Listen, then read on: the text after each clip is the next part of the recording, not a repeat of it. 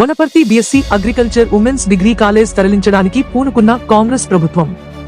Wanaparthy BRSV జిల్లా అధ్యక్షులు హేమంత్ ముదిరాజ్ మరియు పట్టణ యువజన అధ్యక్షులు సూర్యవంశం గిరి మాట్లాడుతూ, BSc agriculture women's degree college వనపర్తిలో గల మొదటి సంవత్సరం విద్యార్థులను పక్కా ప్రణాళికతో డైవర్ట్ చేసి మరొక కళాశాలలో మరొక ప్రాంతంలోని కళాశాలలో వాళ్ల అప్లికేషన్ ఇవ్వడం జరిగిందని, పక్క ప్రణాళికతో జీవో సవరణ పేర్లతో రికగ్నేషన్ పేర్లతో వాంటెడ్ గా మొదటి సంవత్సరం చదువుతున్నటువంటి విద్యార్థులకు అడ్మిషన్లను వేరే ప్రాంతంలోని కళాశాలకు తరలించే పన్నాగం వేసిందని తెలిపారు.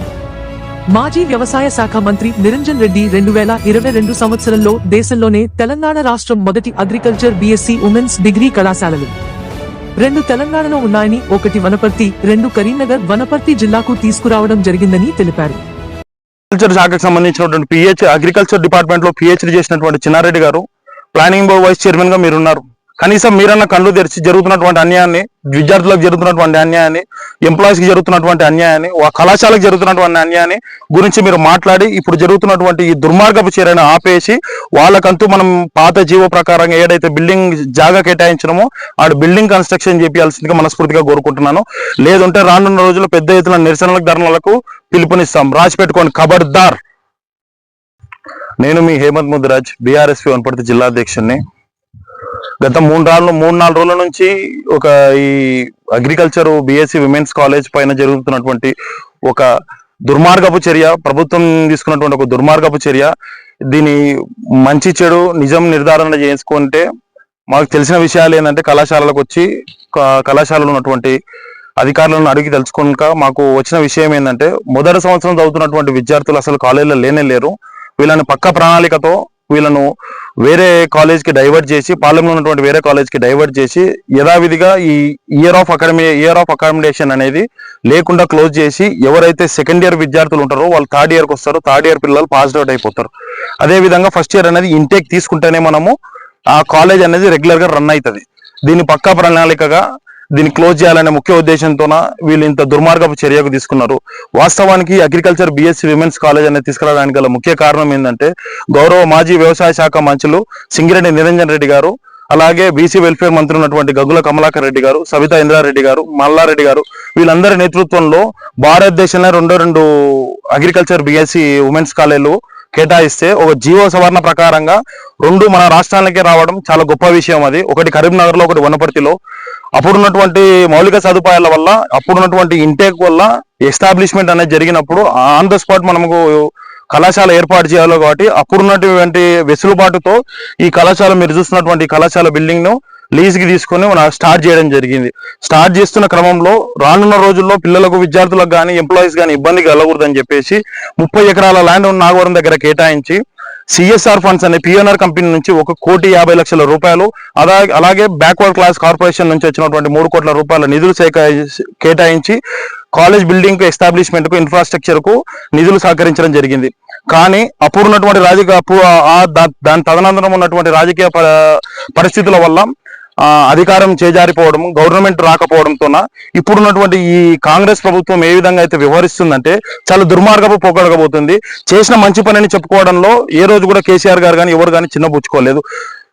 ఆరోగ్యశ్రీ పథకాన్ని ఇప్పుడు కేసీఆర్ ఎంత గౌరవంగా తీస్తున్నాడో, ఈ బీఆర్ఎస్ గవర్నమెంట్ లో మేము తీసుకొచ్చినటువంటి ఈ అద్భుతమైనటువంటి అగ్రికల్చర్ బీఎస్సీ విమెన్స్ కళాశాలని మీరు హుందాతనంతో అదే కంటిన్యూ చేసి, మేము ఇచ్చిన జాగాలో మీరు కన్స్ట్రక్షన్ చేసి విల్లులకు ఇచ్చింటే ఎంతో మరుగుపడుతుంది. 2 ఏళ్లకెళ్ళి నిర్లక్ష్యం చేసుకుంటా మా జీవోల పేరు ఏమైనా వచ్చినటువంటి బిల్డింగ్లను కానీ, జాగాలు కానీ కన్స్ట్రక్షన్ చేస్తే మాకు పేరు వస్తుందని దుర్బుద్ధితో వాంటెల్లి పక్క ప్రణాళికతోన విద్యార్థులకు సంబంధించినటువంటి మౌలిక వసతులను నిర్లక్ష్యం చేస్తున్న క్రమంలో ఐసీఆర్ కి సంబంధించినటువంటి రికగ్నైజేషన్ వీళ్ళు కోల్పోతేనే వీళ్ళకి ఇక్కడ నుంచి కాలేజ్ తరలించే క్రమంలో మనం ఒక కొత్త జీవో తీసుకొచ్చి మన పేర్ల మీద ఒక శంకుస్థాపనలు, శిలాపలకాలు చేసుకొని మన పేరు కొట్టేసే విధంగా ఈ దుర్మార్గపు చర్యకు పూనుకుంటున్నారు.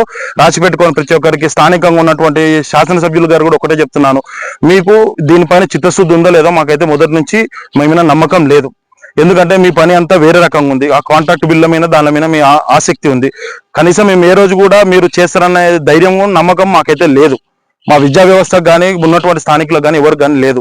అలాగే ఈ మా జిల్లాకు సంబంధించినటువంటి ఇద్దరు మంత్రులకు కూడా కనీసం హోష్ ఉందా లేదో కూడా నేను తెలుస్తలేదు. ఎందుకంటే 4 మంత్రులు గొప్ప ఉద్దేశంతో, గొప్ప సంకల్పంతో వ్యవసాయ క్షేత్రమైనటువంటి మహబూబ్నగర్ జిల్లాలో, వనపర్తి, అప్పుడున్నటువంటి ఉమ్మడి మహబూబ్నగర్ జిల్లా, వనపర్తి జిల్లాలో వ్యవసాయ క్షేత్రంలో వ్యవసాయ కుటుంబాలకు వెళ్ళి వచ్చినటువంటి ఎంతో మంది విద్యార్థులు బాగా అంటే బిఎస్సి అగ్రికల్చర్ అనే చదువు మహిళా విద్యార్థులు చదువుకొని ఎంతో గొప్ప స్థాయికి వెళ్ళాలనే ముఖ్య ఉద్దేశంతోనే ఈ వనపర్తిలోని పెద్దగూడెం క్రాస్ రోడ్ దగ్గర మనం ఈ కళాశాలను ఏర్పరచుకుంటే మీ దురాశలతోన మీ దుర్బుద్ధితోన దీన్ని డైవర్ట్ చేసి ప్లాన్ చేసిరు. కనీసం ఇప్పుడన్నా మీరు జిల్లాకు ఉన్నటువంటి 2 మంత్రులు హోస్ట్తో నుండి ఈ జరుగుతున్నటువంటి నిర్లక్ష్యాన్ని తెరమీనికి తీసుకొచ్చి ఇటువంటి తప్పిదం జరగకుండా మీరు చర్య తీసుకుంటేనేమో మీకు గొప్ప నిలబడుతుంది, లేదా మీరు చేస్తున్నటువంటి దుర్మార్గపు చర్యలో మీరు పాల్భాగం పొందినట్లు అయిపోతుంది.